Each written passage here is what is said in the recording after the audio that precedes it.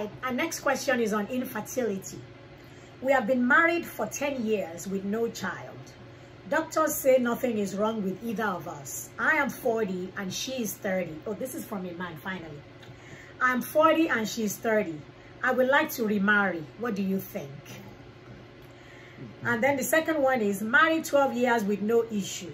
Does adoption indicate lack of faith? So I'll start with the first one. What do you think about remarrying? You know, God didn't provide a way out. When you don't have children, God doesn't allow us to divorce. So we should not do that. You know, we got married, we continue to pray to God. There are many promises in the Bible that we can claim. You know, it is God himself that said we should be fruitful and multiply. And people have held on to that promise. Children are a heritage of the Lord, and the fruit of the womb is his reward. You know, God promised that he will make a barren woman to keep house and be a joyful mother of children. And he promises that if we serve him, he will bless our food and our water. He will take all disease from us, and none of us will be barren. We continue to claim the promises of God and wait on God to answer us. You know, it's just not fair that you started life together and then you just feel like, okay, I can't have children, so I'm going to marry someone else. Having children is not the only purpose of marriage. But that leads me to the next question that says, you know, we've been married 12 years. Can we adopt? That is actually a good option. When you really think about it, there are actually instances of people that we know that adopted, and maybe because the weight of, you know, childlessness and having an empty home, maybe because the weight is taken off. Some people have actually gotten pregnant after they adopted. But even if that doesn't happen, it doesn't matter.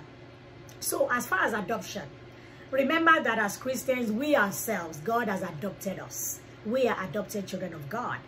And remember that even though Mary, the mother of Jesus, actually carried Jesus in her womb, so she was the biological mother, remember that Joseph had nothing to do with it.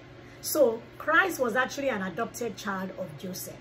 And apart from that, just the fact that you are willing to open your home, because if a child is up for adoption, that means that child has no parent that wants that child at that particular point in time, or that feel they can take care of that child. So that means you have put yourself out there to take a child who otherwise will have nowhere to go. You bring the child into your home and you take care of the child. I believe there's a reward for that from the Lord. And I truly believe, because many of us are, you know, we have this mindset, okay, if I don't have children, when I grow older, who's going to take care of me? I will submit to you that the child that you have taken care of is the one that's going to take care of you. Not necessarily your biological, but the child that you have been there for since the beginning of their life. You are the one they know.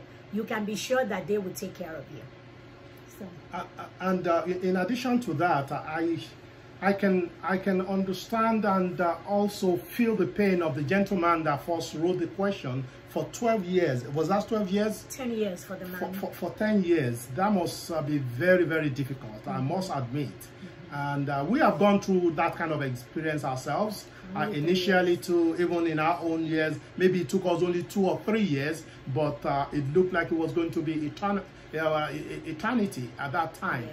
One thing that we need to be aware of, though, that the question of infertility must not be put only on the woman, and that is where a lot of us really get it wrong. Scientifically and in the field of medicine, we know that infertility has 3 different components to it. It could be the problem of the woman in 30% of cases, problem of the man himself in 30% of cases, and the problem of incompatibility of the two of them in 30% of cases. And so we want to be sure that we have actually taken into consideration all these areas before we start getting to the point of despair and desperation to see whether we can go and marry somewhere else.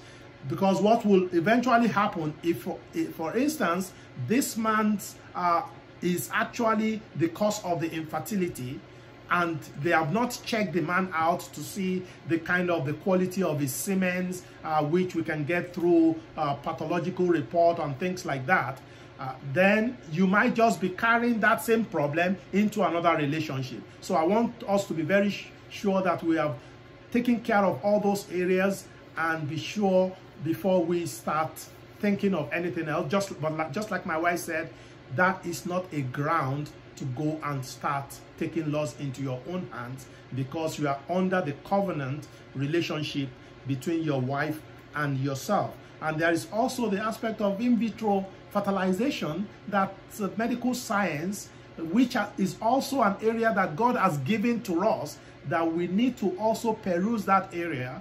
It is not a matter of disbelief or not being faithful to God or not trusting God when we check things out medically. That is the reason why God has revealed all these areas to medical doctors, medical scientists, so that it can be a blessing to humanity. So let us use all these areas. Thank you.